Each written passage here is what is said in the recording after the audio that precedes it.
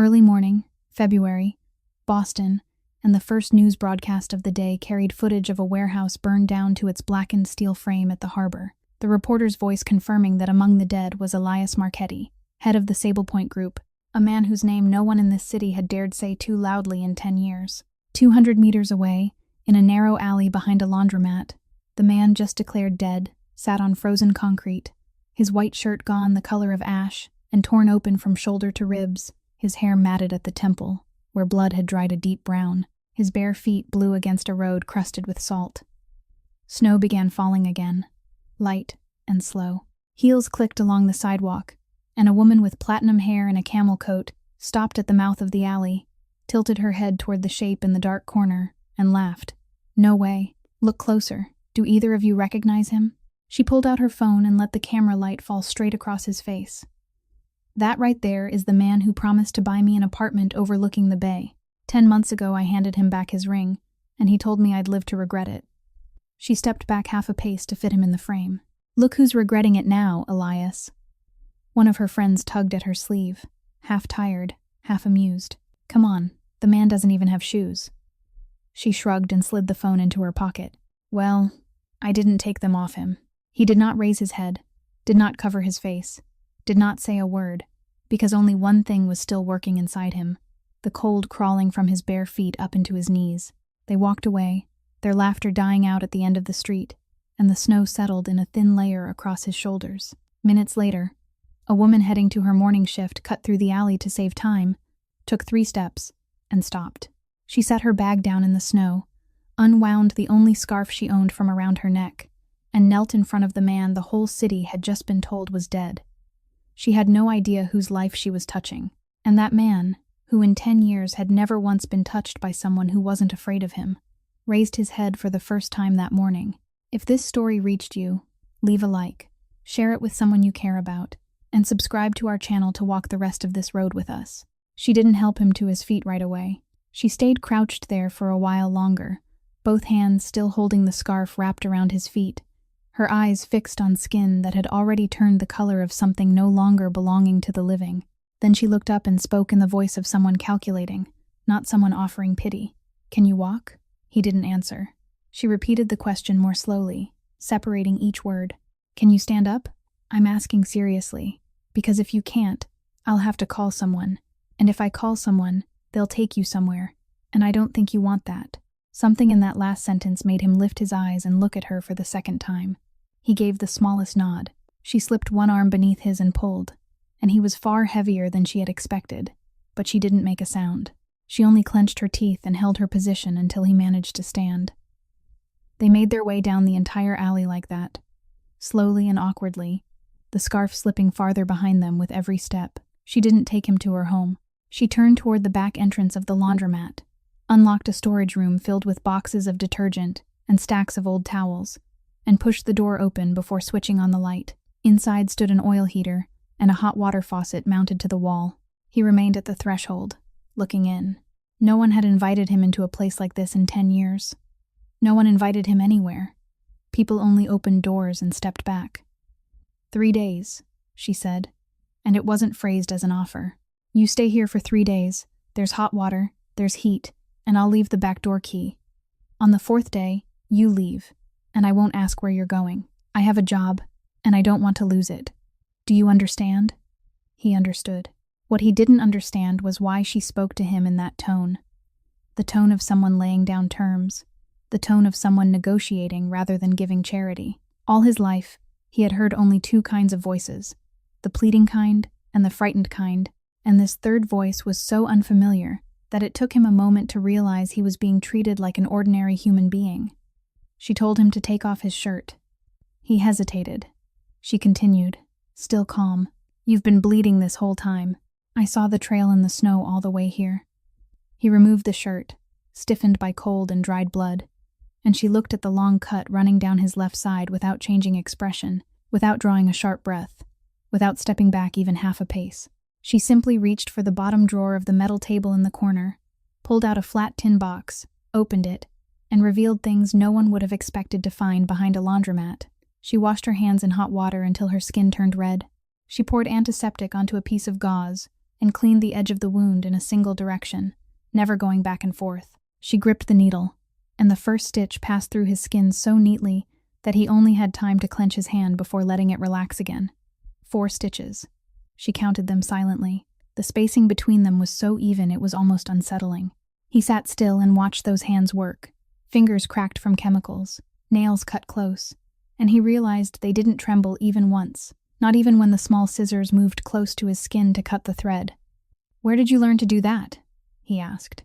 She didn't answer. She cut the final strand of thread, placed a bandage over the wound, closed the tin box, and pushed the drawer shut with her knee. Then she stood, washed her hands again, and dried them with a towel taken from the stack of old ones. He watched her back, watched the way she folded the soiled towel into a separate bag instead of dropping it on the floor, and he didn't ask a second time. He had spent his entire life reading silences, and this silence had the shape of a door that had been locked for a very long time. "The heater makes a lot of noise, but it works," she said as she reached the door. "Don't turn it all the way up. The fuse in here is weak." Then she set the key on top of a detergent box, and before closing the door, she paused for the briefest moment. "My name is Delaney." He opened his mouth, and for exactly 1 second, his real name waited on the tip of his tongue, the name the entire city had heard on the morning news. He swallowed it. "Eli." She nodded. The door closed, and in that room filled with detergent, with the heater rattling like a machine on the verge of breaking down, the man who had once made the entire Boston waterfront lower its voice sat on the edge of a plastic chair, looked at the 4 perfectly straight stitches along his side, and asked himself a question he hadn't needed to ask in 10 years. Who was the woman who had just walked out through that door? That night, Delaney returned to her 3rd-floor apartment on Harrogate Street and stood for a long time in front of the wooden wardrobe in the corner of her bedroom, one hand resting on the handle without turning it. Inside the wardrobe, pushed against the very bottom, was a gray metal trunk the Harbor Authority had sent to her 3 years earlier, according to procedure. The personal belongings of an employee, complete with an inventory form, a signature, and even a printed sheet bearing a line of condolence they had probably reproduced hundreds of times in exactly the same words. She had signed for it. She had brought it home. She had shoved it beneath the wardrobe and closed the door. And for 3 years, she had never once opened the lid. There had been winters when she sat on the floor in front of that door. Once, she had placed both hands flat against the top of the trunk. Once, she had even managed to release one of the latches, but she had never gone all the way, because she knew what the smell inside would open inside her. Tonight, she sat down there again. She pulled the trunk out from beneath the wardrobe, and the layer of dust across the lid was so thick that she had to wipe it away with her sleeve. Then she remained still, staring at it for a long while. In the bedroom across the hall, the star-shaped night light was still glowing at its lowest setting, as it always did, and she could hear the steady breathing of her son drifting out into the hallway, the rhythm she had listened for every night over the past 3 years, to remind herself that there was still one reason to open her eyes each morning. She released both latches. There wasn't much inside, because Wyatt had never been a man who kept many things: a faded hard hat, a curled shift logbook, a thin leather wallet, stiffened by age, and at the bottom, taking up almost the entire floor of the trunk, were his steel-toed work boots, the boots he had worn on every night shift at the harbor, the leather worn pail where it bent across the top of the foot, the laces tied in a double loop that only he had ever tied that way, one sole still holding a trace of something gray from the dust along the docks. Delaney reached toward them, then drew her hand back. She did that 3 times. Then she lifted the boots with both hands, placed them in her lap, and sat there for a very long time beneath the dull yellow light of the bedside lamp. She didn't cry aloud. She didn't say anything. She only sat there, both hands resting on the old leather as though she were touching something that was still warm. The next morning, she took them with her. She wrapped them in a cloth bag, tucked them beneath her arm the way someone might carry a bundle of laundry, and walked through the street while it was still dark. She passed the front entrance of the laundromat, went around to the back, and slipped the key into the lock. Elias was sitting on the edge of the plastic chair, his back straight, both feet still wrapped in the bandages she had put on him the night before, and he looked up when the door opened. She didn't greet him. She walked directly into the middle of the room, bent down, and placed the boots on the concrete floor in front of him, carefully aligned, both toes pointing toward him, the way shoes are set before the door for someone preparing to travel far away. Then she stood, stepped back half a pace, and said only one sentence. "My husband doesn't need them anymore." He looked at her. She didn't look at him. She looked down at the boots, and in that single moment, something passed across her face and disappeared so quickly that he would have missed it if he had blinked. She cleared her throat. He worked at the harbor. Then one day, he didn't come home. She said it in the same voice someone might use to announce closing time. Then she turned away, picked up a stack of dry towels from the shelf, and straightened them even though they were already straight. After that, she stepped outside and closed the door very softly behind her. Elias lowered his eyes. He lifted the boots with both hands, and the instant the old leather touched his palms, he realized that his hands were trembling. It wasn't from the cold, because the room was warm. It wasn't from the stitches in his side, because he had endured far worse without so much as tightening his jaw. He sat there, the man who had ordered things no one in the city dared ask about, holding the boots of a dead man he had never met, and for the first time in 10 years, he didn't know what to call the feeling tightening around his chest. The boots fit perfectly, and that was what kept him sitting still for a long while after he finished tying the laces. He didn't leave the storage room at all that day. He only listened to the steady turning of the washing machines beyond the wall and the sound of people coming and going beneath the chime of the front door. When the last light finally withdrew from the frosted window high above him, he opened the back door and stepped outside. He stood at the mouth of the alley for exactly 10 minutes, no longer, his hands in his trouser pockets, his face turned toward the wind coming in from the bay. He didn't need to call anyone. He only needed to stand somewhere he could be seen, because he knew there was still at least one man in the city searching for him the old way, which meant searching on foot rather than by telephone. Late that night, after the snow had stopped and the road had frozen into a smooth sheet of shine, a black sport utility vehicle pulled to the curb at the mouth of the alley and shut off its engine. The door opened. The man who stepped out was broad-shouldered and walked with a slight limp on his left side. He went straight into the alley without looking around even once, like someone who knew exactly what he would find. Hollis Pike stopped 3 steps away from Elias.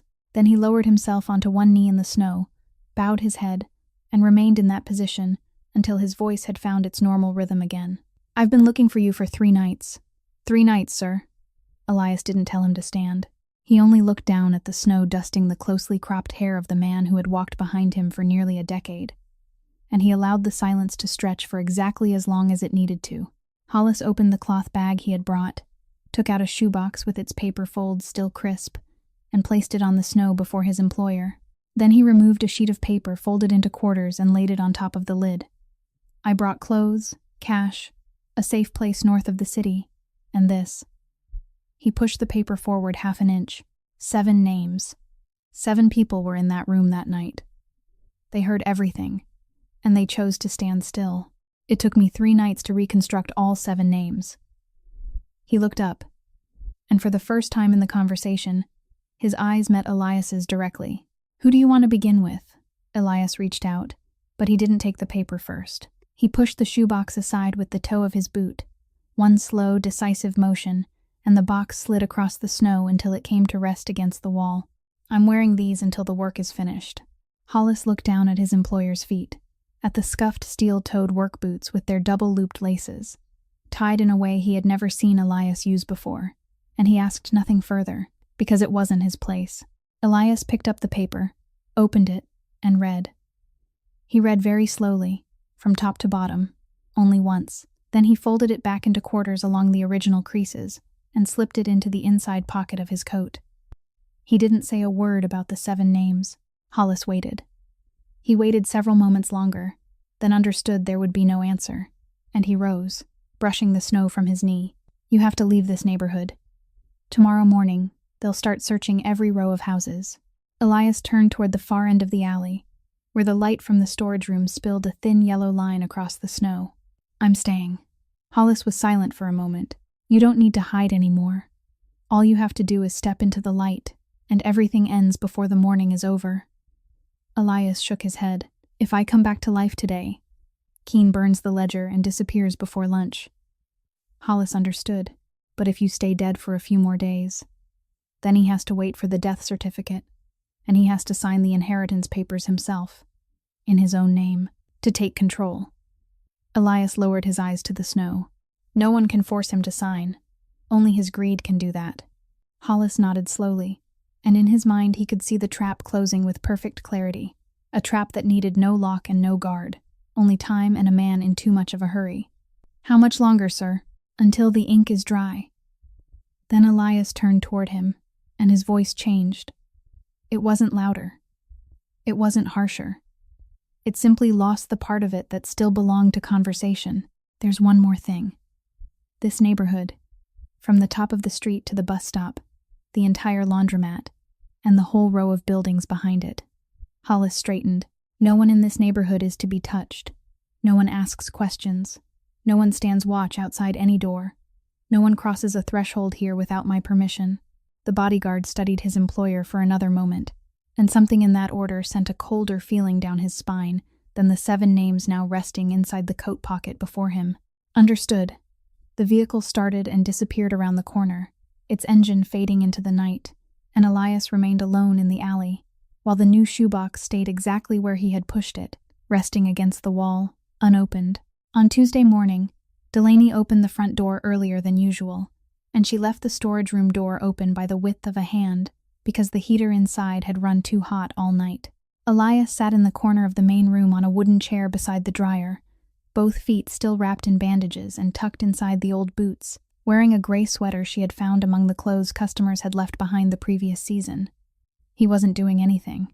He was only sitting there, looking out through the window, and to anyone who walked in, he was simply a middle-aged man waiting for his laundry. The doorbell chimed. The man who entered was broad across the body, the collar of his coat turned up, carrying with him the smell of cigarettes mixed with the cold from outside. He didn't look around. He walked straight to the counter like someone who had taken this route so many times he no longer needed to watch where he was going. He slapped one hand down on the counter. Not very hard, only hard enough to make the loose coins in the tray jump. "It's the beginning of the month, sweetheart." Delaney set down the stack of towels she had been folding. "I told you last month. This laundromat isn't in your collection territory." He smiled, and there was nothing inside that smile. Territories change. People change too. You know how it is. There's been a lot happening up there lately.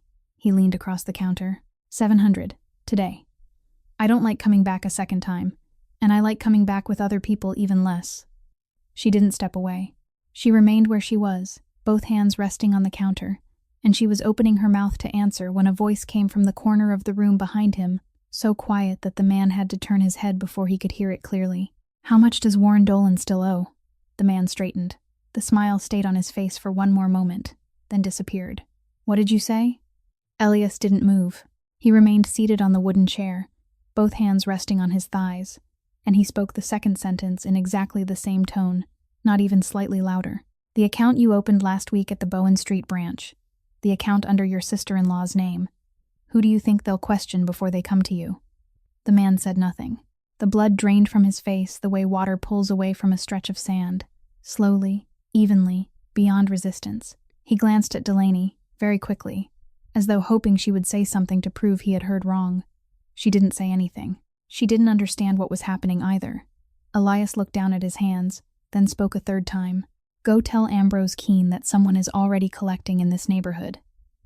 The only sound left in the laundromat was a dryer turning at the far end of the room, the steady clattering of a zipper striking the steel drum, and suddenly that sound seemed louder than everything else. The man stood motionless for exactly 3 breaths. Then he reached into the inside pocket of his coat, pulled out a thick envelope, and placed it on the counter. He set it down with both hands, the way someone would place something fragile. He didn't say a word. He turned and walked out, and at the doorway his foot caught on the mat.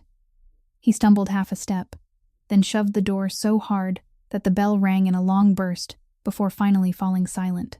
Outside, through the glass clouded with steam, Delaney watched his shadow move quickly toward the end of the street without looking back once.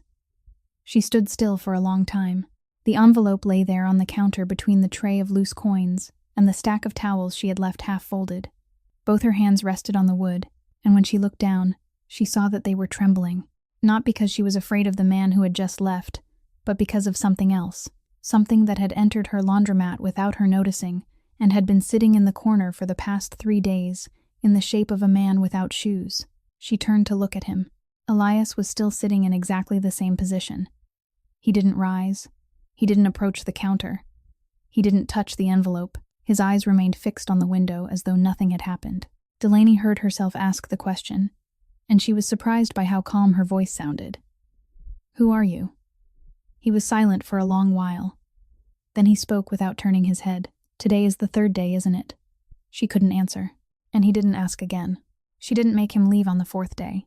She said nothing about it at all. She simply left the key in its usual place and a paper bag of bread on top of the detergent box.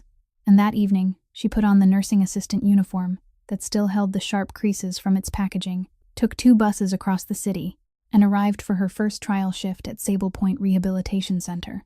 The place was clean in the way only money could make a place clean, with terrazzo floors reflecting the ceiling lights, hallways wide enough for footsteps to echo, and a large window at the end of every wing looking down over the black water of the bay. She stood at the nurse's station waiting for the shift handoff, a folder held against her chest, trying to keep her back straight in the way she had practiced for 3 years whenever she entered a building that smelled of antiseptic. A man approached from the opposite hallway, tall, with neatly combed salt and pepper hair, a white coat, and a paper cup of coffee in one hand. He stopped at the desk, set the cup down, and Delaney looked up at the identification badge hanging over the left side of his chest. Garrett Shaw, Director of Operations. Some names were names a person saw only on paper. She had never met this man once in her life, but she knew the shape of his name down to every stroke because it appeared at the bottom of the report that had ended her 11-year career. The report she had reread so many times that the paper had worn thin along the folds. For one heartbeat, she felt as though the air had been pulled out of her entire chest. She said nothing. He showed no reaction either. He only lowered his eyes to the name tag on her uniform and held them there half a second longer than necessary. Then he lifted his coffee and spoke in the voice of a man giving routine instructions. "Miss Cole, the night shift covers 4 rooms in the West Wing. You'll be working with Nurse Prescott, and I need you to remember one thing." He took a sip. "Here, we stay within our assigned roles." Then he walked away. Delaney remained beside the nurse's station, with both hands still fixed around the folder, and it took her nearly a minute to remember that she needed to breathe. The night shift passed with the rhythm of buildings like that, the steady blinking of monitors, the sound of rubber-soled shoes against terrazzo, the faint movement of someone turning in bed behind a half-open door. Then, near the middle of the shift, the call bell from room 11 rang twice in succession. The man inside had recently undergone major surgery at another hospital and had been transferred there to recover, and when Delaney pushed open the door, he was trying to sit up, his skin turning gray, his lips blue, each breath dragging upward with the sound of wind pushing through a crack in a door. The nurse on duty stood at the foot of the bed, the internal phone in her hand, calling for the second time with no answer. Delaney took in the scene once, and she knew immediately that this was a matter of minutes, not tens of minutes. She set the folder down. She raised the head of the bed, turned the patient onto his side, loosened the collar pressing against his throat, pulled the oxygen tank closer, and opened the valve. With her other hand, she pressed the emergency button mounted on the wall without needing to look for it. She spoke to the nurse in an even voice that never rose at all, and it was that calmness that brought the other woman back into motion. By the time the night team came running, the older man was breathing again. The blue had begun to fade from his lips, and the first thing everyone saw when they rushed through the doorway was a newly hired nursing assistant, dressed in a nursing assistant's uniform, doing things a nursing assistant wasn't legally permitted to do.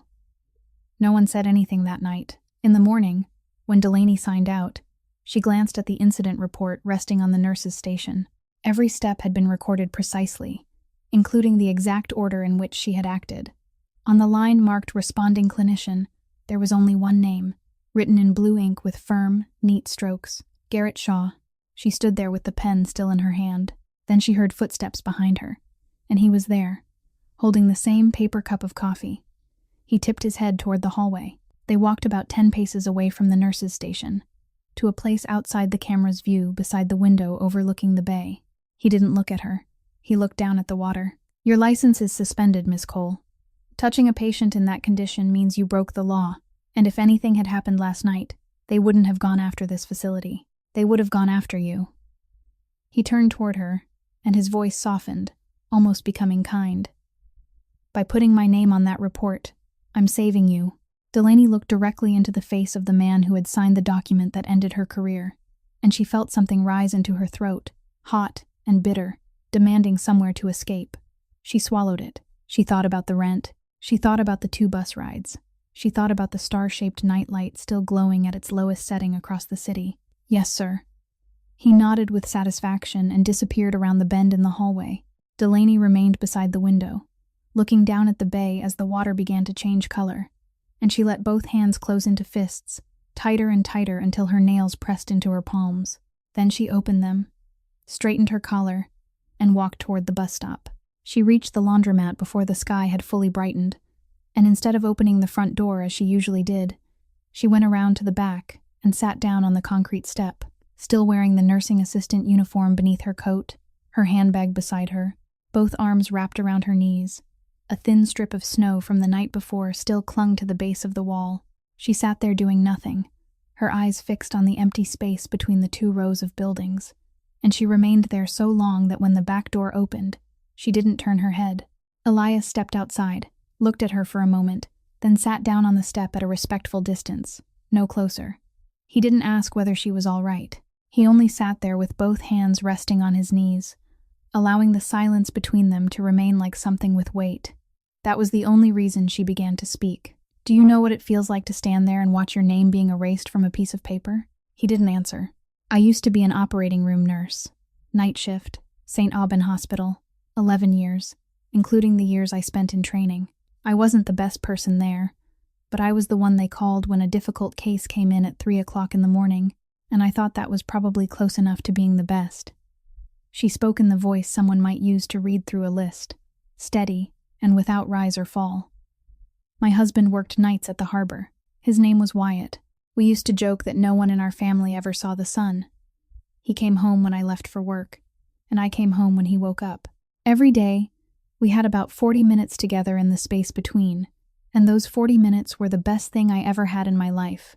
She paused and brushed a little snow from the step beside her. "Then one day, he didn't come home. They called me while it was still dark. I remember asking the same question 3 times because I couldn't understand what they were saying." Elias didn't move. The boy still couldn't speak in full sentences then. The only thing he knew was that every night his father walked through the door, and every morning his father walked through it again. For a long time afterward, he still stood in that exact place, at that exact hour. I thought he didn't understand, but he waited.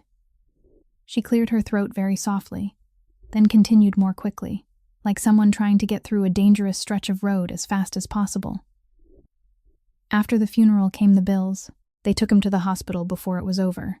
So there was one night in a hospital bed, an ambulance, an emergency room, and all kinds of charges I had never even heard named before. My profession had taught me how to read every line, and that made it worse, because I understood exactly what I owed and exactly what each charge was for. I took extra shifts. I worked the shifts no one else wanted. I kept everything together. For 9 months, I kept it together." She lowered her eyes to her hands. "Then one morning, the medication count in my unit came up short. It was a drug that required 2 signatures before anyone could remove it. It wasn't much, but it was enough to trigger an internal investigation. 3 weeks later, they held a meeting, a closed meeting. I wasn't allowed to be there. I wasn't allowed to read the file, and I wasn't allowed to know who had been sitting in that room. What I received was an envelope delivered to my home. Inside was a 2-page report, and at the bottom of the final page was a signature."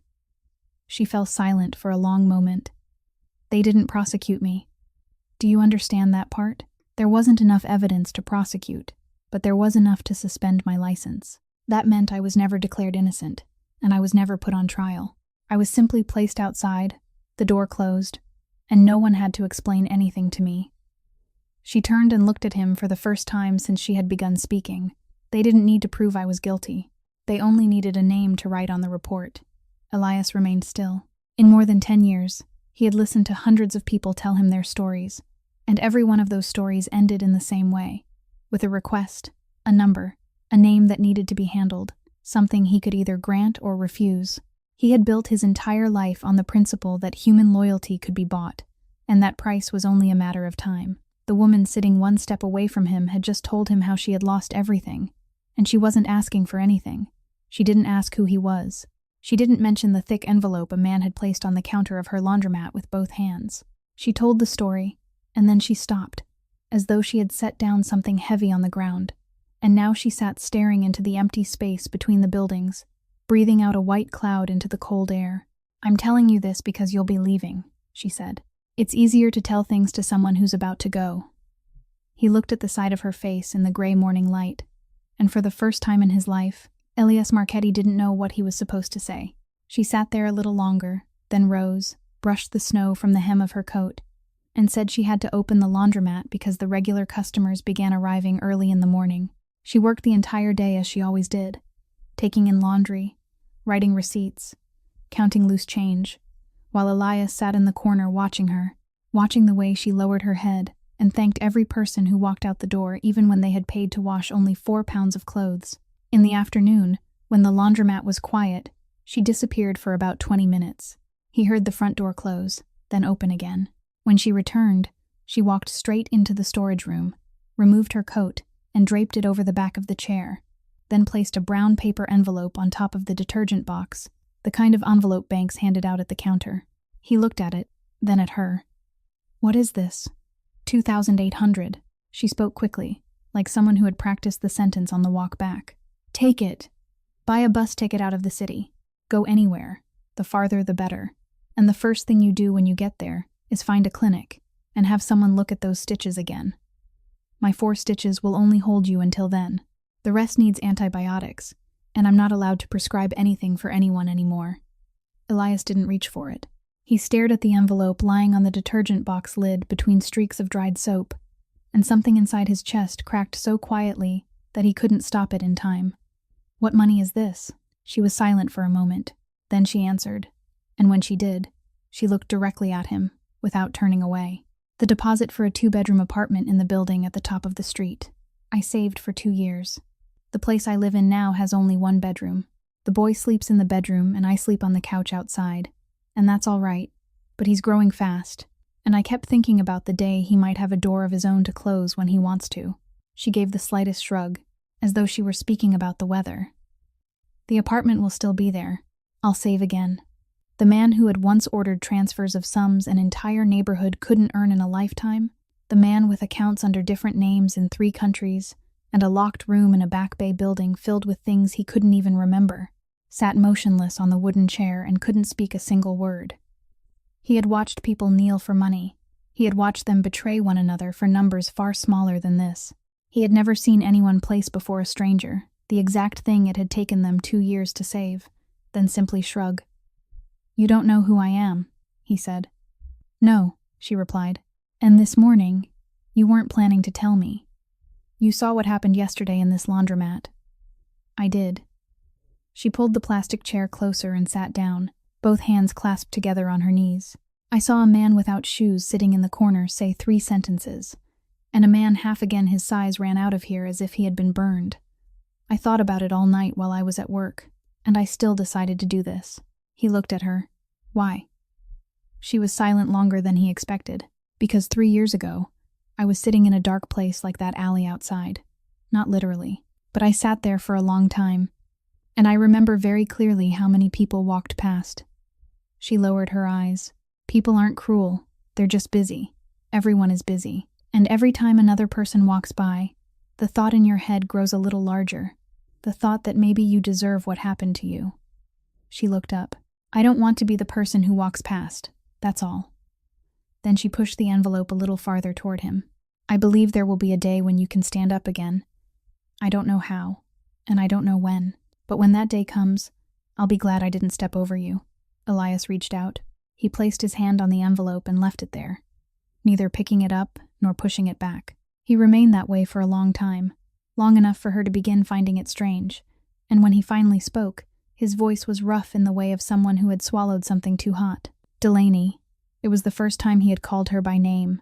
"Leave it there for now." She nodded, stood, put on her coat, and went outside to open the front door for an elderly woman who had just knocked on the glass. Left alone in the storage room, Elias looked at the brown paper envelope beneath his palm and thought of all the people who had sworn loyalty to him in rooms with high ceilings, and he understood that not one of them had ever given him something they truly needed. The video had begun spreading the night before, in the way things spread when people watch them while waiting for a train. 14 seconds long, filmed vertically, shaky, with the sound of wind mixed with laughter, and the caption someone had placed beneath it said that the homeless man in the alley looked exactly like the crime boss who had just burned to death at the harbor. Delaney saw it in the middle of the morning, when a young customer waiting to collect her clothes held her phone across the counter and told her to watch it for a laugh. The first time, Delaney didn't recognize anything, because the face in the frame was blurred by the camera light shining directly into it, and because that alley looked like every other alley in the city. She watched it a second time because the young woman insisted. At the 11th second, the person filming stepped back half a pace to take in the whole scene, and the camera swept lower, and in that exact moment, Delaney saw 2 bare feet resting on pavement, covered with salt. She went completely still. She was still holding someone else's phone, her thumb resting on the screen, and she rewound it, then rewound it again, and the third time she froze the image at that exact moment. For 2 years, she had stood in a small kitchen every Sunday night, polishing that leather. She knew the worn place where the boots creased across the top of the foot. She knew the left side was more worn than the right, because Wyatt had always shifted his weight to one side when he stood for too long. She handed the phone back to the customer, thanked her, passed over the bag of clothes, and waited until the doorbell had gone completely silent before placing both hands on the counter. In that video, the man in her storage room wasn't wearing shoes. That meant the footage had been recorded before the day she opened the metal trunk. It meant someone had already stood in front of him, shone a light into his face, and called out his name before she had even known he existed. And now that video was playing on phones all across the city. She lifted her eyes toward the partly closed storage room door, and for the first time in several days, what rose inside her wasn't curiosity but a very specific fear. The fear of someone who had just understood that somebody was searching, and they were about to find what they were looking for. Across the city, in a room with high ceilings and a glass wall overlooking the bay, Ambrose Keene watched the same video on a large screen. He watched it once, then told them to play it again. He sat perfectly still, both hands clasped over his stomach, his thin framed glasses slipping slightly down the bridge of his nose. On the third viewing, he told them to stop at the 9th second. "You see this part?" he said to the man standing beside him, his voice gentle, almost instructional. They're laughing in his face, but he doesn't lift his head. He doesn't argue, doesn't cover his face, doesn't walk away. He removed his glasses, wiped them with the edge of his handkerchief, then put them back on. A man who's about to die panics. A man who's waiting sits still. Then he rose, walked to the glass wall, and delivered the final sentence in the voice of someone who had just realized he had placed the wrong chess piece 3 moves earlier. "Find me that alley, and find out which businesses within 1 block open early." That afternoon, a black sedan stopped in front of the laundromat, and Preston Vance stepped inside carrying the scent of expensive cologne and a slim leather briefcase. He had brought no laundry. He placed the case on the counter, opened the locks, and took out a stapled set of papers and a small velvet box. Then he turned the papers so she could read them. 71,000. All of it, he said. Not deferred, not divided into payments. Erased. "My signature is already on the last page. The only one missing is yours." He pushed the velvet box toward her, and the way he looked at her made Delaney step back half a pace and fold her arms across her chest before she had time to think. "You won't have to work night shifts anymore. You won't have to stand behind this counter anymore." She looked down at the papers, then pushed them back toward him. Not hard, only enough to slide them beyond the invisible line between them. "Thank you. I'm not signing." Preston didn't become angry. He smiled, and he closed the briefcase with the unhurried movement of a man who had plenty of time. "Do you know who owns the building you rent?" he asked. "That entire row, including the space you're standing in right now.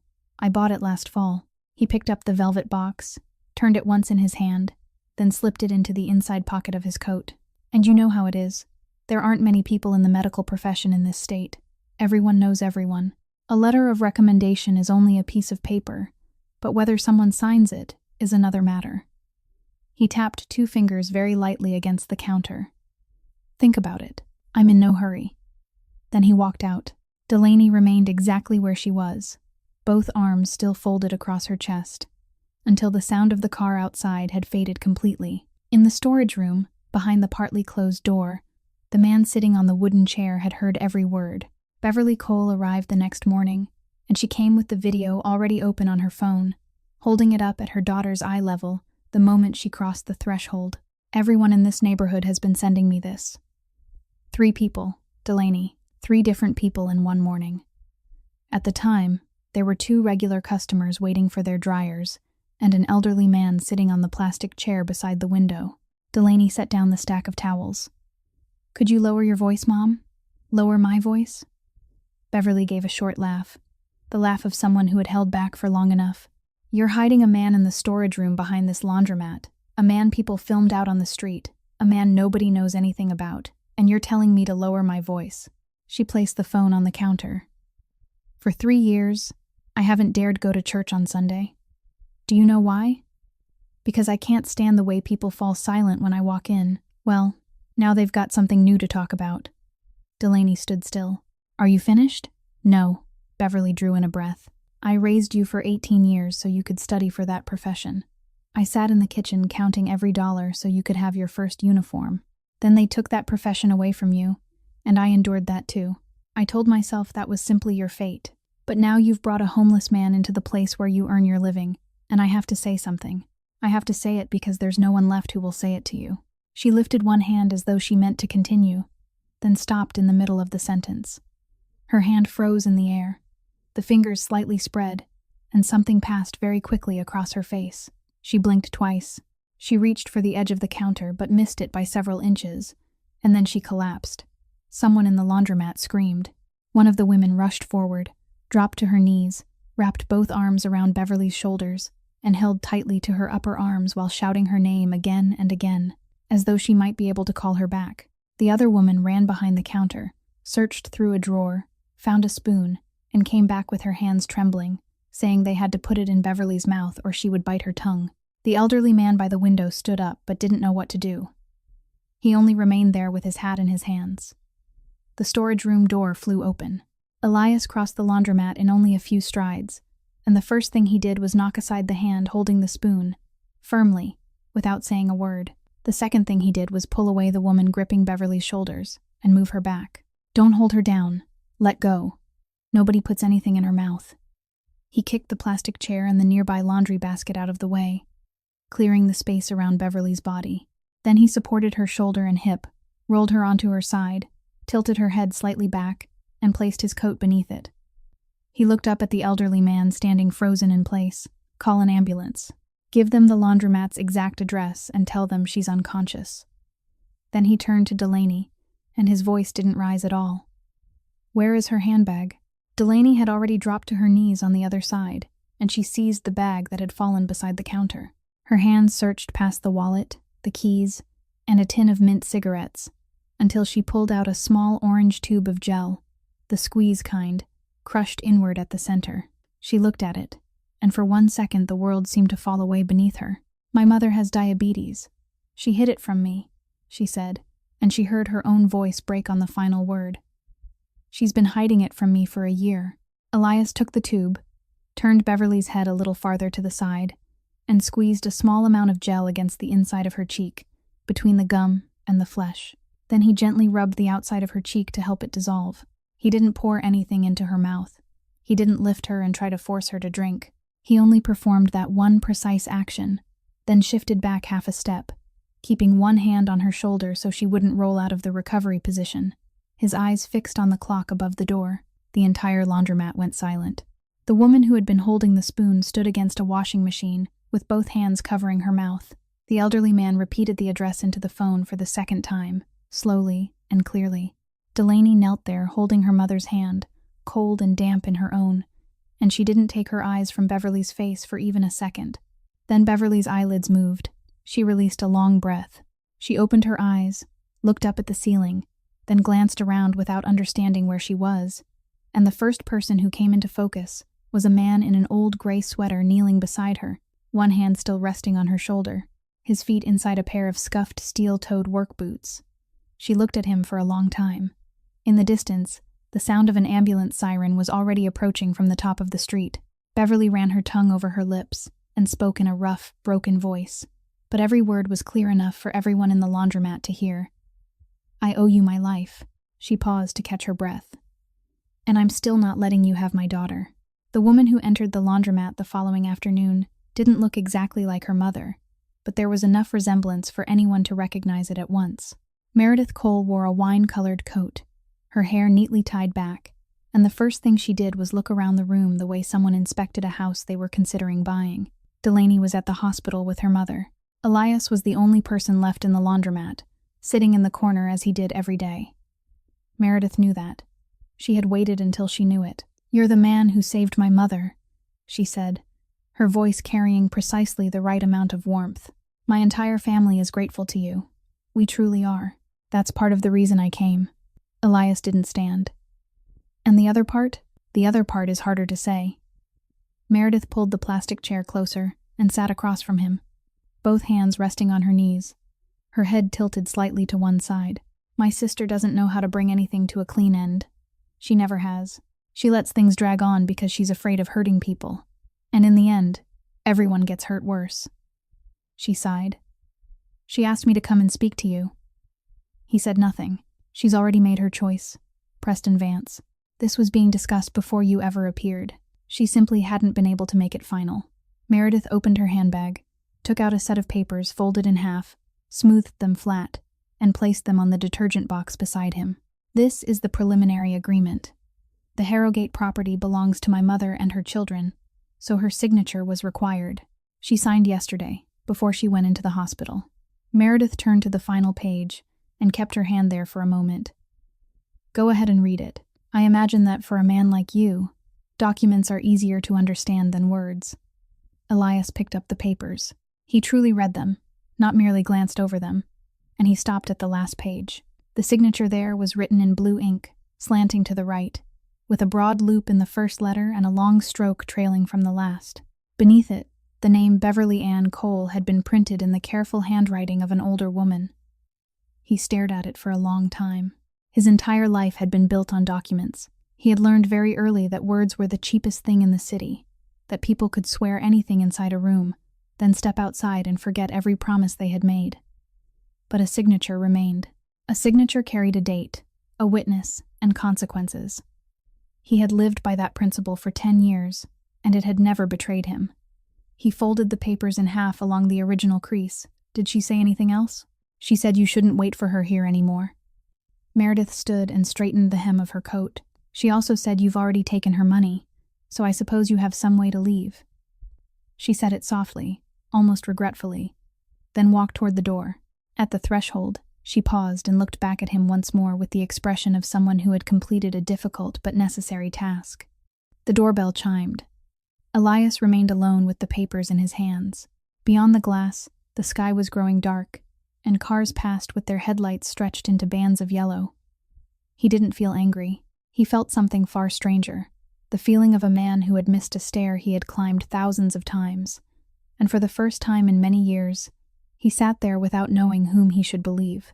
That night, he called Hollis, not to ask about Meredith, and not to ask about Delaney.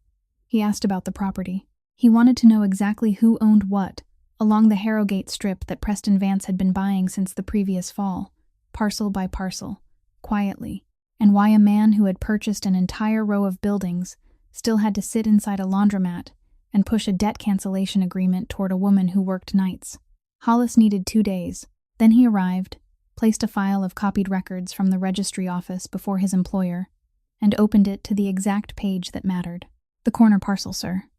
The piece sitting directly between the two halves of the development. Without it, they can't connect the access road." Elias lowered his eyes and read. "The former owner was a man named Ellis Cole. He died years ago. The property passed to his son, and that son was Wyatt Cole." Hollis paused.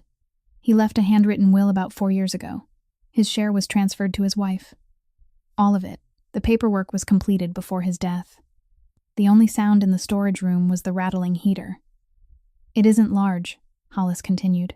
"Only about 1/8 of the entire parcel. But it lies in exactly the wrong place.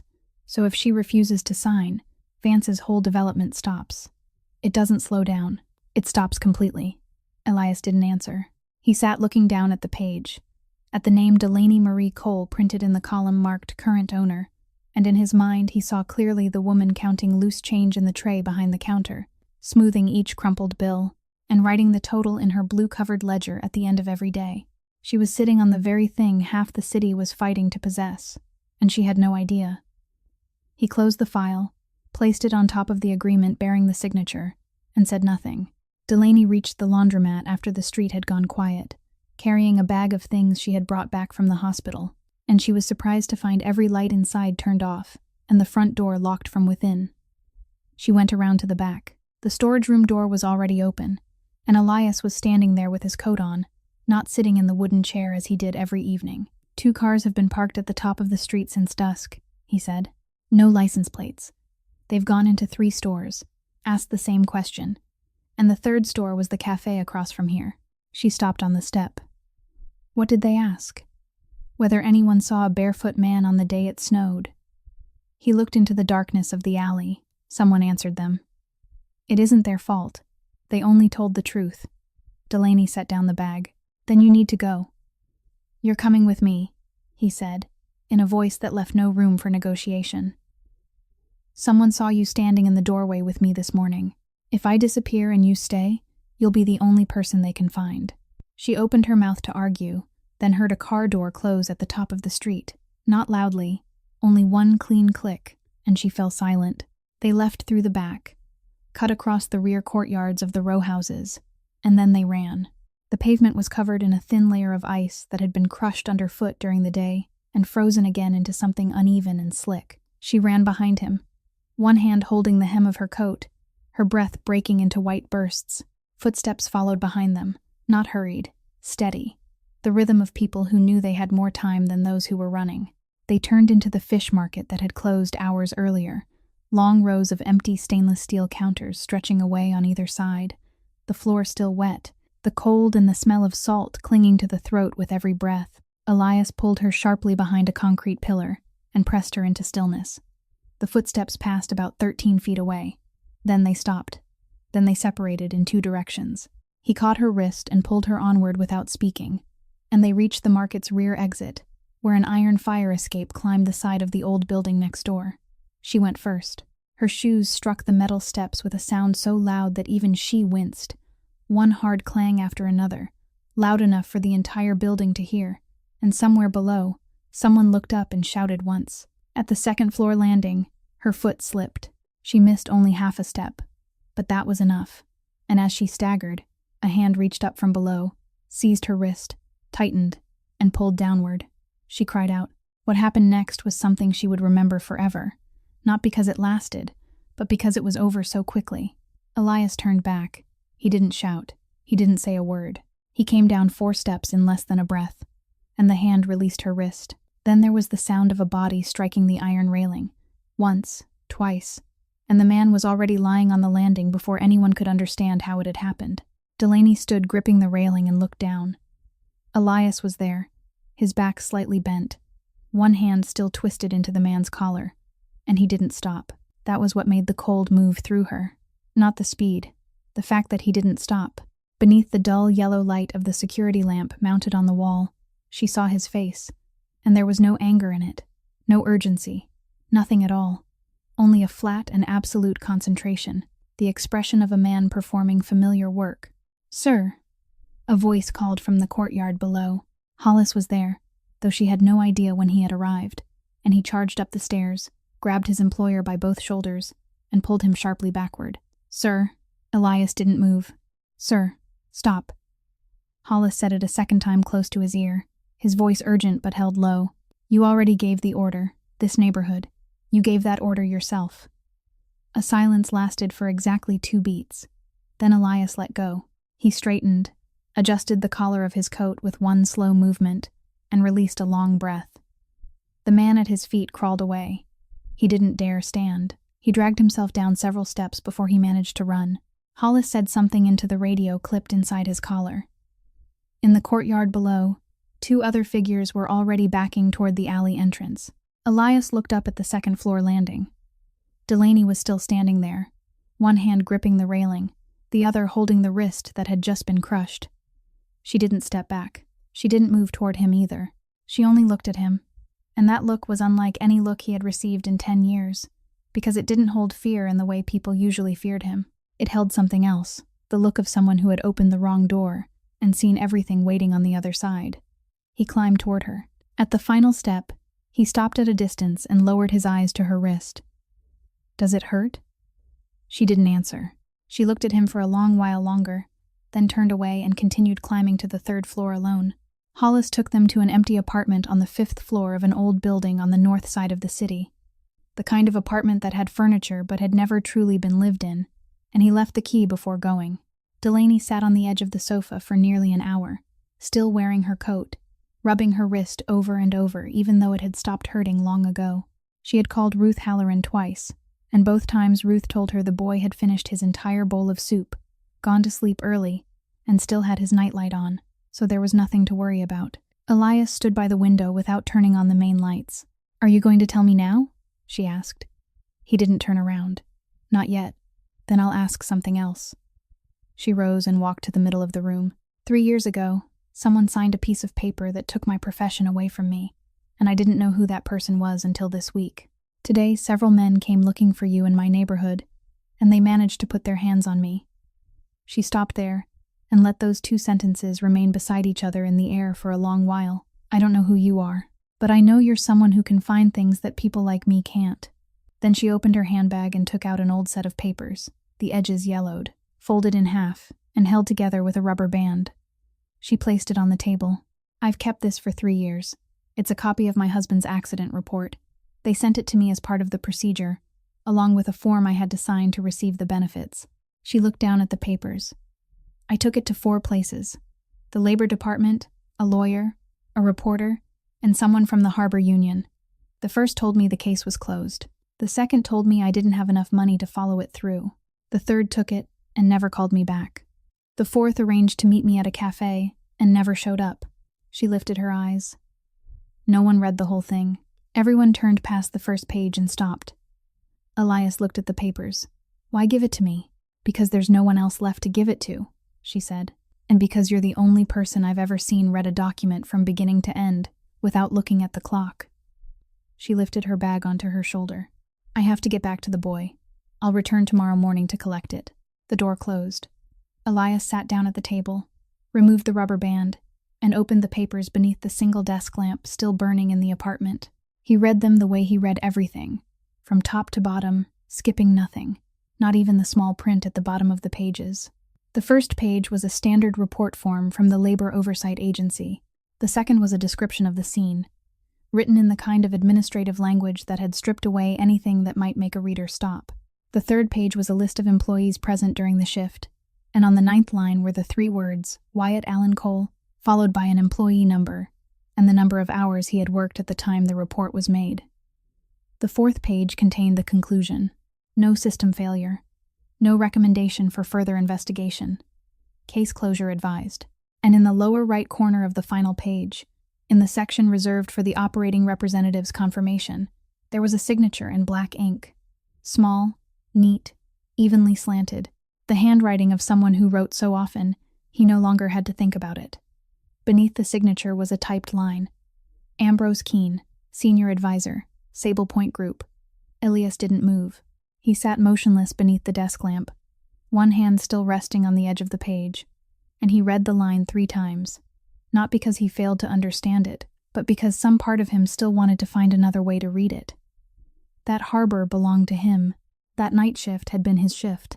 The man who had signed the paper closing the case was the man Elias had raised up, trusted, and shared Sunday dinners with for nearly 10 years. And the name on the 9th line of the 3rd page belonged to the husband of the woman who had taken the scarf from her own neck and wrapped it around his bare feet in a snow-filled alley. He remembered the boots placed on the concrete floor, both toes pointing toward him. He remembered the words, "My husband doesn't need them anymore." The hallway light came on. There were 2 short knocks at the door, and Hollis entered carrying a paper bag of food and a printed list of the vehicles he had managed to trace. He set both down, then looked up and saw that his employer hadn't moved. "Sir." Elias didn't look up. He turned the final page around and pushed it across the table toward him, stopping exactly where the signature appeared. Hollis bent down and looked. He read the name. Then he read the name on the 3rd page, which Elias had already opened beside it. His expression didn't change, but something very small passed across it. Something an ordinary person wouldn't have noticed. Elias raised his head. He looked directly at the man who had walked behind him for nearly 10 years, and he asked only one question. "Were you there that night?" Hollis didn't answer. The following morning, the Sable Point building on Back Bay Avenue received an internal call from a number that hadn't been active for several days, and 30 minutes later, 12 people were summoned to the conference room on the highest floor without being told why. All 12 came. They came early. That was the first thing worth noting, because for the past 10 days, not one of them had agreed to meet with anyone. The room had a glass wall running its entire length, and from there the whole bay spread out below in the color of lead beneath the February sky. The conference table was long, made of dark wood, and polished so highly that people could see their own reflections in it. 12 chairs were occupied. The chair at the head of the table remained empty. They sat there waiting, and they waited in silence, because no one wanted to be the first to speak in a room when none of them understood why they had been called there. The door opened. Elias entered alone. Hollis remained outside and closed the door behind his employer. Elias wore the old gray sweater and the trousers worn thin at the knees, with no tie and no coat, and in a room filled with people dressed in tailored clothing, that plainness didn't make him seem smaller. It made everything else in the room seem smaller instead. Chairs shifted. One man sprang to his feet, then immediately sat back down. The silver-haired man seated near the far end of the table watched Elias as he walked the length of the room, and for a single moment his gaze slipped down to Elias's feet before jerking away, like someone who had looked at something he wasn't supposed to see. Elias didn't sit in the chair at the head of the table. He pulled it out, stood behind it, placed both hands on the backrest, and looked slowly around the table, one person at a time, pausing on each face just long enough for that person to know he had been seen. No one spoke. "The entire city thinks I'm dead," he said. "You thought so too. Someone went out to dinner to celebrate it, and I don't intend to ask who. Still, no one said anything. I'm not going to ask why you changed sides either. That question is for people who still believe human loyalty needs a reason." He lifted one hand from the chair and placed it on the wooden table. "I'm only going to ask you one thing. Have any of you signed anything yet?" The entire table went silent. Someone swallowed. Another person raised a hand to adjust his collar for no reason at all. The woman seated third from the left placed her pen on the table and kept her hand there, afraid to pull it back. Elias waited. He waited longer than was comfortable, long enough for the sound of the ventilation system overhead to become audible, and throughout that silence, he didn't repeat the question even once. Then a chair scraped backward. The silver-haired man stood, closed the file in front of him, and walked toward the door without looking at anyone. 2 others rose after him, almost at the same time, and one of them even left his telephone on the table. The door opened and closed 3 times. None of the 3 said a word, and none of the 9 who remained turned to watch them leave. Elias looked at the 3 empty chairs, then pulled out the chair at the head of the table and sat down. "The rest of you are staying," he said, his voice still even. "Then get to work. I want every file from the past 3 weeks, both the ones already sent out and the ones still waiting for signatures, and I want them before nightfall." No one asked a question. 9 pens were uncapped almost in the same instant. Beyond the glass wall, the bay remained still beneath the lead-colored sky, and inside that room, the man who had just returned from the dead sat at the head of the table with both hands resting on the wood, never raising his voice once during the entire meeting, while not one person dared lift their eyes and look directly at him until he stood and walked out. The public hearing on the Harrogate redevelopment plan was held in the Community Library Auditorium at the end of Bowen Street, the kind of room with metal folding chairs arranged in 6 rows and a projection screen pulled down over half the front wall. More people came than expected, most of them neighborhood residents, small business owners, longtime tenants, people who hadn't come to speak but to hear when they would be told to leave. Preston Vance stood at the podium with a carefully prepared slide presentation. Architectural renderings of glass buildings, stone walkways, and rows of trees drawn over the place where the bus stop stood now. Meredith stood beside him holding a spare microphone, wearing her wine-colored coat, smiling at the right moments and nodding at the right moments. Beverly Cole sat in the front row, one hand resting on the handbag in her lap, her back straight, her eyes fixed on the stage. "Acquisition notices will be sent to every household within 4 weeks, Preston said. "Compensation according to the established schedule, along with relocation assistance. I know many people here have lived in this neighborhood their entire lives, and I respect that. But this neighborhood is dying, ladies and gentlemen. I didn't kill it. I only arrived afterward." A murmur passed through the room. Someone applauded. When the public comment portion began, the third person to raise a hand was Delaney. She stood in the fourth row and spoke without notes. You just said the properties would be acquired according to the established schedule. So can you state clearly, in front of everyone here, what percentage of the corner parcel you actually own, and who owns the rest? Preston smiled. Miss Cole, this is a planning hearing, not an accounting review. This is a hearing about whether 40 households are going to be forced to move, she replied. And if you haven't acquired all the land, then everything you just projected onto that wall is still nothing more than a drawing. The entire room went quiet. Preston looked down at her for a moment, then glanced toward the side of the stage. The lights dimmed. The architectural rendering disappeared from the screen, replaced by a blurry vertical frame, shaking inside a narrow alley between two brick walls. A platinum-haired woman stepped onto the stage holding a microphone, and Camille adjusted the collar of her camel-colored coat before speaking. I apologize for the interruption, but I think that before everyone listens to Miss Cole speak about morality, they should know who she has been living with.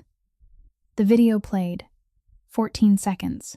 Wind, laughter, the camera light shining directly into the face of a man sitting on the ground in a dark corner. Camille let it run to the end, then froze the image on the final second. This is the man she chose. The room laughed. Not everyone, but enough people. And the laughter spread the way laughter always spreads through a crowd. One person laughing because another person had laughed first. Meredith lowered her eyes to the microphone in her hand. Beverly remained still in the front row, both hands tightening around her handbag. Delaney stayed on her feet. She didn't sit down. She didn't look at the screen. She looked directly at Camille and waited until the laughter had faded enough for her voice to be heard. Yes, she said. That's him. The laughter stopped completely. You recorded 14 seconds one morning, she continued, her voice not loud but perfectly clear. I stood 3 steps away, and I saw a man who was about to lose several toes. I didn't know who he was.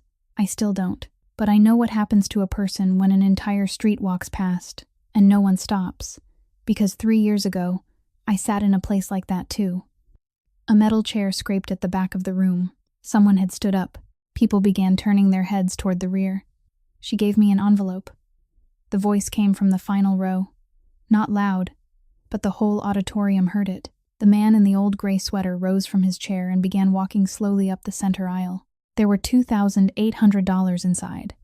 It was the entire apartment deposit she had spent 2 years saving. He reached the 4th row and stopped. She gave me everything she had when she believed I had nothing. Preston narrowed his eyes from the stage. Who are you to speak here? Elias didn't answer him.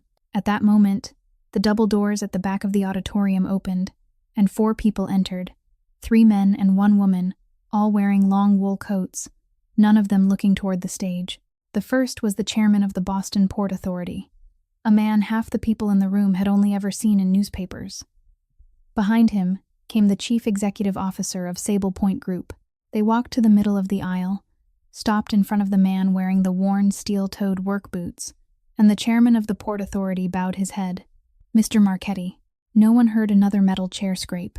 In the 2nd row, close to the aisle, a man with salt and pepper hair wearing a wool coat rose and then sat down again, and the movement was so awkward that several people beside him turned to look. Garrett Shaw had come to the hearing as a representative of Sable Point Rehabilitation Center and was seated in the section reserved for invited guests, holding the folder he had prepared for a statement in support of the project. He had been sitting there for the past 40 minutes without once turning to look toward the final row. Now he looked, and what he saw was the man whose portrait hung in the boardroom of the building where he worked. The man whose name was engraved on the brass plaque in the lobby, the man he had still referred to in meetings the week before with the phrase, senior leadership. Elias didn't look at him. He walked to the front of the auditorium, and the chief executive officer of Sable Point followed behind and handed him a thin file. Elias took it, stepped onto the stage, and placed it on the table beside the projector, in the exact spot where Preston had been standing. Before the board votes on anything tonight, I have 2 documents I want entered into the record. He opened the file. The first document is an extract from the access log for the controlled medication cabinet in the surgical department at St. Aubin Hospital on the night the inventory discrepancy occurred 3 years ago. The original is stored in the electronic archive, not in a paper ledger, and it records every time the cabinet was opened, together with the personnel identification code used. He turned to the second page. That night, the cabinet was opened 4 times. The first 3 entries carried 2 valid signatures. The fourth carried only 1 code, and that code didn't belong to anyone assigned to the department that night. He raised his eyes and looked across the auditorium. It belonged to a member of the Professional Licensing Review Board, who was present at the hospital as a guest of the administration. The room was so silent that the projector fan could be heard. The second document is a notarized statement from Miss Fannis, Nadine Prescott, the head nurse on the surgical night shift at the time. She is retired now and lives in Vermont. She states that she reported the matter verbally to her superior within 48 hours and was instructed not to put it in writing. Elias rested one hand on the papers. The man who opened the cabinet that night was Mr. Garrett Shaw. A sound came from the second row. No one turned around, because every eye remained fixed on the stage. And this is the part that took me the longest to understand, he continued, more slowly. A man in that position doesn't simply decide to do something like this to harm a night shift nurse he has never met. Someone had to ask him. He turned to the final page. 9 months before that night, a harbor worker named Wyatt Allen Cole died during his shift, and the case was closed with the signature of Ambrose Keene, senior advisor to Sable Point Group. He paused. Mr. Cole's widow didn't accept that conclusion. Over the next 6 months, she took copies of the file to 4 places: the Labor Department, a law office, a newspaper, and the Harbor Union. Elias looked toward the 4th row. 9 months later, her professional license was suspended because of a report she had never been permitted to attend or read. From that day forward, if she said anything about her husband's death, the first thing anyone saw in her record was the suspension. He closed the file. They didn't need her to remain silent. They only needed to make sure no one believed her anymore. No one in the auditorium moved. In the front row, Beverly Cole slowly lifted one hand to cover her mouth. Preston Vance stood beside the stage, staring down at the floor. Meredith placed the spare microphone on the table so gently that it was clear she was afraid it might make a sound. Elias turned toward the second row, where Garrett Shaw remained seated with the folder still resting untouched across his lap. Mr. Shaw, you will submit your resignation before this building closes tonight, he said. This entire file was sent to the State Medical Board and the District Attorney's Office this afternoon, so what happens next is no longer within my authority. He turned away. You would be wise to remain seated. And in the 4th row, the woman who had been standing all this time said nothing. She didn't cry out. She didn't ask him to repeat anything. She only lowered herself slowly onto the metal folding chair behind her, placed both hands in her lap, and bowed her head. Her shoulders began to shake. For 3 years, she had stood in rooms far worse than this one without shedding a single tear. She had signed for a metal trunk without shedding one. She had listened to people speak about her behind her back at the grocery store without shedding one. The woman seated beside her, an elderly neighbor from the row of houses across from the laundromat, quietly placed a hand on her back. And Delaney Cole wept for the first time since the morning they lowered her husband into the earth. People left without knowing what to say to one another, and the board announced that the vote would be postponed until the next session. Preston Vance went out through the side door with 2 attorneys. Camille remained beside the projector for a while. Then she left as well. Delaney stayed seated in the folding chair in the 4th row until the auditorium was almost completely empty, and when she finally stood, only the elderly neighbor, her mother, and the man still waiting at the end of the aisle remained. They reached the parking lot behind the library, where only a few tall lights were still burning and a thin layer of ice covered the pavement. Garrett Shaw was waiting there. He had left his folder somewhere inside. His tie was loosened, and he walked straight over to block Elias's path with the reckless look of a man who had realized he had nothing left to lose that night. You don't understand what happened, he said, his voice rising. I did that because I was told to do it.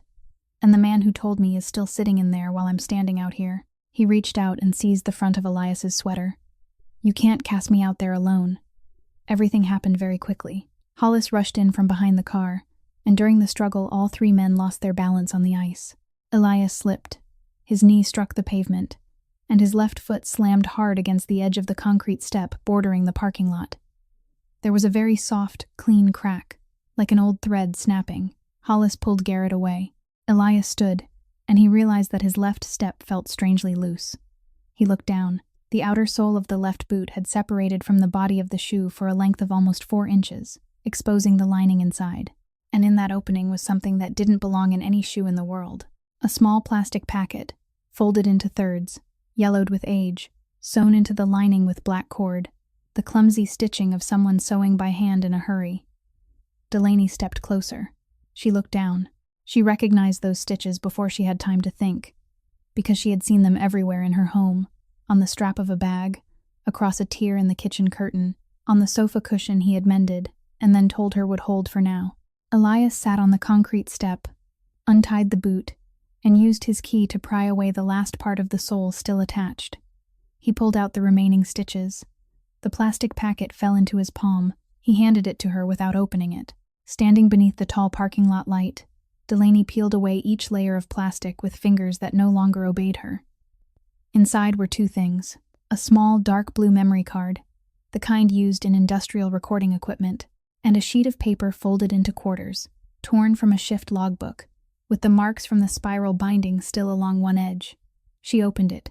The handwriting slanted to the right, written in ballpoint pen with heavy pressure, and in one place the paper had torn because he had been writing too quickly. Dell, I copied everything. Tomorrow morning I'm handing in my resignation, and we'll start over. Tell the boy his father is coming home. There was nothing else.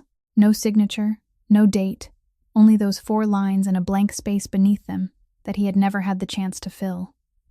Delaney stood motionless for a long time. Then her knees gave way, and she sank onto the icy pavement of the parking lot, holding the paper in both hands, reading it a second time, a third, a fourth. For 3 years, she had lived with a question she had never dared speak aloud to anyone. The question of what her husband had been thinking during the final hours of his life. Whether he had time to be afraid, whether he had time to remember her and their son. And now she knew. He had been thinking about coming home. He had been thinking about the next morning. Somewhere at the harbor during his night shift, he had threaded a needle through the lining of his boot sole with the black cord he always kept in his toolbox, and he had believed that all he had to do was make it through that one night, and everything would be over. He had been only 1 night away.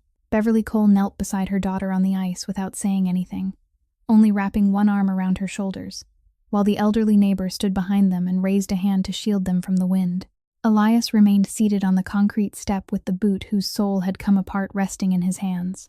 He looked at the opening in the lining, at the few black stitches still clinging there, and in his mind every day came back to him with perfect clarity. The morning in the storage room when he tied the laces for the first time and realized the boots fit. The night in the alley when he pushed the new shoebox aside and said he would wear this pair until the work was finished. The glance of the silver-haired man in the conference room high above the city, looking down at his feet before quickly turning his eyes away.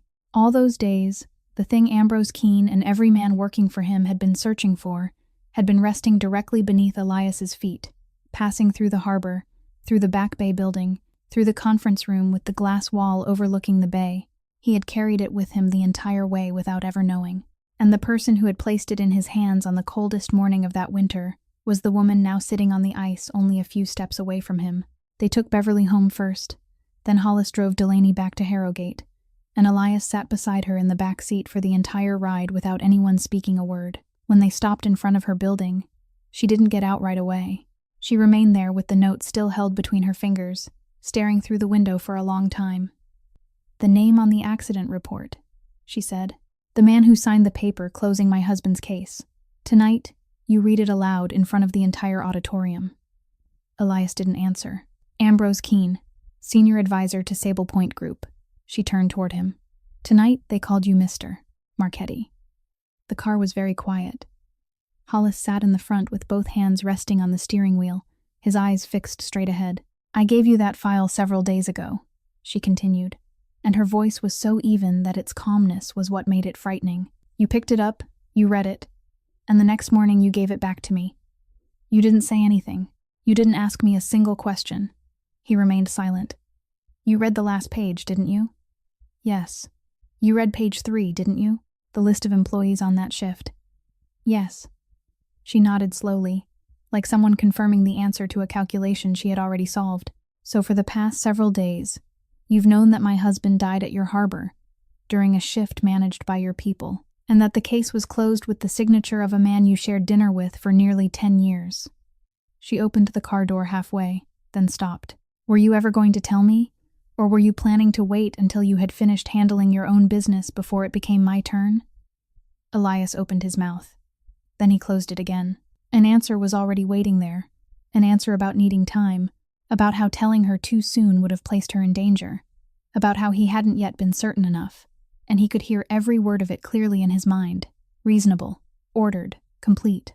He didn't say it, because he knew all of it was true, and none of it changed the simple fact that he had sat in her storage room eating bread after reading that name.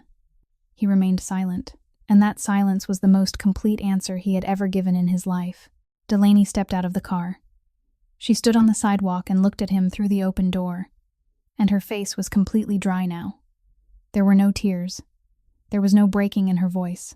She had used all her tears in the library auditorium an hour earlier, and what remained now was something flat, clean, and beyond repair. That morning, I opened that trunk, she said. For 3 years, I couldn't bring myself to touch it. I sat on the floor all night before I managed to lift the lid. She drew in a breath. Then I wrapped the boots in a cloth bag, walked 3 blocks while it was still dark, opened the storage room door, and placed them in front of you. Her voice still didn't rise. You picked them up with both hands. I saw your hands trembling. I thought it was because you were moved.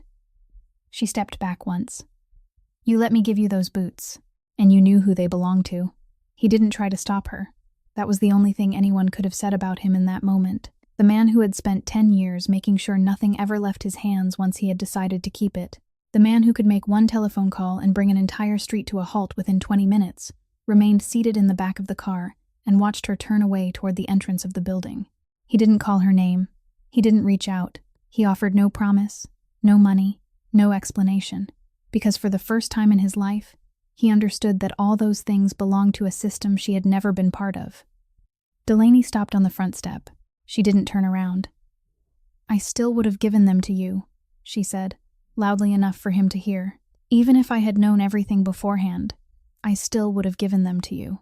Then she opened the door and went inside. The hallway light came on, then went dark. A little while later, the 3rd floor window lit up, and her shadow passed across it once before disappearing. Inside the car, Hollis kept both hands on the steering wheel. Where to, sir? Elias continued looking up at that window for a long while. Wait a little longer. And they sat silently in the car parked along Harrogate Street until the light on the 3rd floor finally went out. The following morning, Delaney didn't go to work.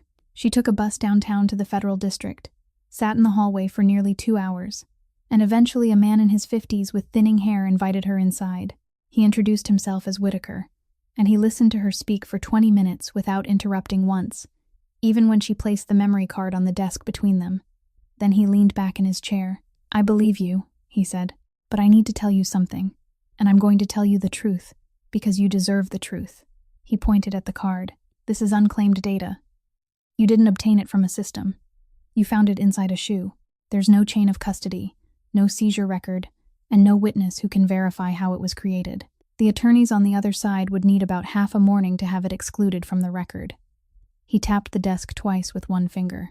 Unless someone with internal authority is willing to testify that what's on it is genuine, whose records they are, where they passed through, and who signed them, someone from inside the house. Delaney looked at him. How long have you been waiting for that person? Whitaker gave her a very thin smile. Much longer than 3 years, miss. Cole. She picked up the memory card and slipped it into the inside pocket of her coat.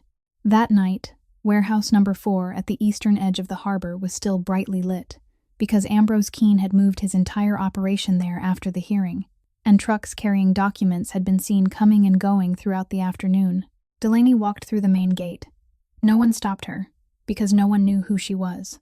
She crossed the empty concrete yard, entered through the open rolling door, and walked to the center of the warehouse, where Keene stood beside a long table covered with file boxes, wearing thin framed glasses and a cashmere sweater with the sleeves pushed up to his elbows. She took out the memory card and placed it on the table before him. Do you know what this is? Keene looked down. His expression didn't change. He only straightened, and in that brief silence something passed through his eyes that Delaney couldn't understand, something closer to relief than fear. You're Cole's wife, he said. I've thought about you from time to time over the past 3 years. Then he reached out. What happened next unfolded in the darkness of the warehouse, between rows of boxes stacked high, and it happened quickly. Someone rushed in from the rear entrance. There were footsteps pounding across concrete, the crash of falling boxes, and the sound of a metal door slamming against a wall. Delaney was jerked backward behind a row of pallets, and someone forced her to crouch low. She recognized Hollis's hand. Every overhead light went out at once. In the darkness, there was only breathing, footsteps, and the sound of something sliding a long distance across the concrete floor. Then the lights came back on. Elias stood in the middle of the warehouse, breathing hard, one shoulder of his sweater torn, while Keene sat on the floor with his back against the leg of the table, his glasses lying several feet away. None of Keene's men were still standing. The entire warehouse was silent. "What do you plan to do with that card, Elias?" Keene asked, his voice still gentle, almost instructional. "Have you watched it yet?" "I don't think you have." He gave a quiet laugh. "It doesn't contain only me. It contains everything. Every shipment, every name, every signature. And you already know whose signature is at the top. That harbor belonged to you. For 10 years it was yours." He braced one hand against the floor and sat straighter. "You turn it over, and you bring me down. But you go down with me. You don't simply lose the company. You lose everything, including your freedom." Elias remained still. "You're the man I trained," Keene continued, more gently. "Put the card down, and we'll sit together. 3 days from now, everything will be exactly as it was." Elias reached into the inside pocket of his coat. He took out a telephone, and its screen was lit, showing a call that had been connected and running for 21 minutes. He bent down and slid it across the concrete floor toward Keene's feet. "You taught me patience," he said. "I'm more patient than you are." Keene looked down at the screen. He looked at the name displayed there, and for the first time that night, his face changed. Headlights swept through the open rolling door. 3 vehicles, then 4. People entered through both entrances. Ambrose Keene was taken out of warehouse number 4 before dawn, and that same night, across the city, someone knocked on the door of Preston Vance's apartment on the 22nd floor. In the nearly empty warehouse, Delaney sat on a wooden crate with her hands still trembling, while Hollis stood several steps away, his eyes lowered to the floor. Elias walked over and sat beside him. Neither man spoke for a long while. Then Hollis began, his voice rough. "Sir, I was there that night." Elias didn't turn toward him. "I told him not to do it. I stood in the doorway." Hollis stopped.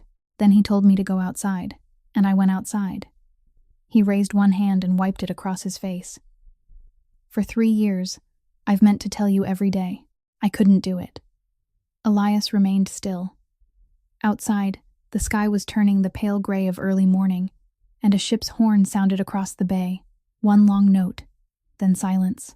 Whitaker placed the agreement on the table one afternoon near the end of the month, and he added no words of persuasion, because he understood that what lay on the table was already heavy enough to speak for itself. Surrender every file, ledger, and piece of data. Permanently dissolve the Harbor Transportation Division. Relinquish all control, both direct and indirect.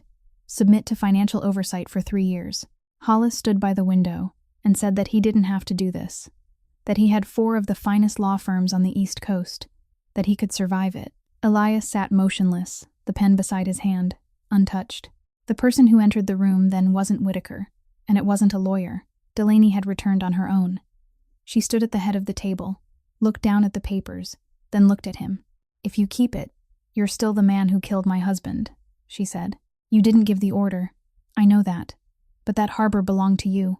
That man worked for you. And the paper that closed the case carried the name of your company. If you keep it, you keep that part too." She pushed the pen closer to his hand. "If you let it go, then you become the man I met in that alley." Elias picked up the pen. He signed in all 4 marked places, and when he set it down, no one in the room said anything more. Then he reached into the inside pocket of his coat and took out a sheet of paper folded into quarters, worn thin along the creases from being opened and folded too many times. Hollis recognized it immediately. It was the list he had placed on the snow outside the storage room on the night he found his employer, the list of 7 names, and for all those weeks he had waited for an order that never came. Elias opened it and placed it on the table in front of Whitaker. "These 7 people," he said. "Every one of them left the state before the hearing.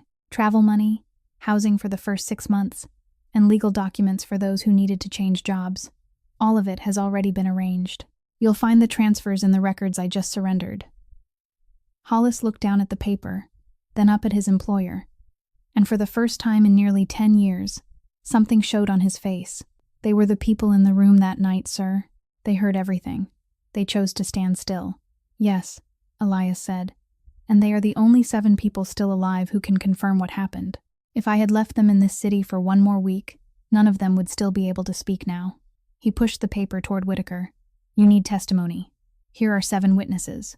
6 months later, on an early summer morning, a small wooden sign was hung above the door of the 2-story building at the end of Harrogate Street, the place that had once been an abandoned printing shop, the Wyatt Cole Foundation. Inside were 2 classrooms, a training room equipped with models and medical equipment, and on the ground floor, a large room with benches, hot water, and places to charge telephones, open all winter to anyone who needed somewhere warm to sit. The first class had 14 students, all of them people whose professional licenses had been suspended without ever receiving a trial, people who had lived for years with a mark beside their names in a file no one had ever explained to them. The instructor was Delaney Cole, and on the wall behind her hung a simple glass frame containing her restored nursing license, stamped, signed, and clearly dated with the day it had been reissued. Beverly arrived at noon carrying a lunchbox and a bag of bread, and she stood in the classroom doorway for a long time before stepping inside. She placed the lunchbox on her daughter's desk. "I made it a little too salty," she said. "My taste hasn't been right lately." Then she remained there, turning the handle of the bag around and around in her hands. "That day at the laundromat, I said those things in front of everyone." Delaney closed the notebook on her desk. "Sit down, Mom." Beverly sat. "I'm not angry with you," Delaney said, "but I need to say this once, and then we'll be done with it. We won't bring it up again. That day, you looked at a man sitting in the storage room and saw a homeless man. Only a few minutes later, that same man was the one who kept you lying on your side in the correct position on the laundromat floor while we waited for the ambulance." She placed her hand over her mother's. "A person in torn clothes isn't worth less than anyone else, Mom. They're only living through the worst part of a story we haven't heard yet. I was once living through that part too." Beverly nodded, then wiped the corner of her eye with the back of her hand in the way women of her generation did, quickly and neatly, as though it had never happened. That afternoon, sunlight filled the entire yard behind the building, the thick, golden sunlight of June. The grass had just been cut, and laughter rang out from the far end of the yard. Milo had removed the training wheels from his bicycle the week before, and had fallen as many times as he needed to fall.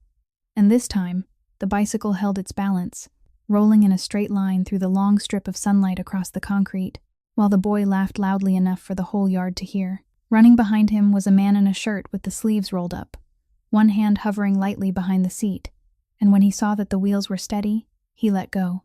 There were no bodyguards standing at the corners of the yard. There was no black car parked outside the gate. On the back step, the old work boots had long since been cleaned. The leather restored to its original color, placed neatly beside a tiny pair of yellow boots with dinosaurs on the toes. The city had once called him a crime boss. No one called him that anymore, and that was the best thing that had ever happened to him. Some things in life can't be bought with power, and they can't be kept by gripping them more tightly.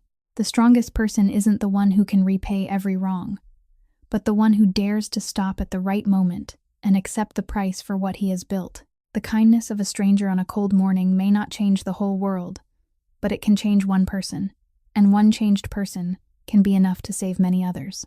If you've stayed with this story until the end, please subscribe to our channel, leave a like, and share this video so that each day we can continue listening to more meaningful stories together. How did Delaney and Elias's story make you feel, and what part of it stayed with you most? Please leave a comment below. We truly hope to hear the feelings that come from deep within your heart. May you and your family always have abundant health, a joyful life, and peace in every day. Goodbye for now, and we'll see you again in the next video.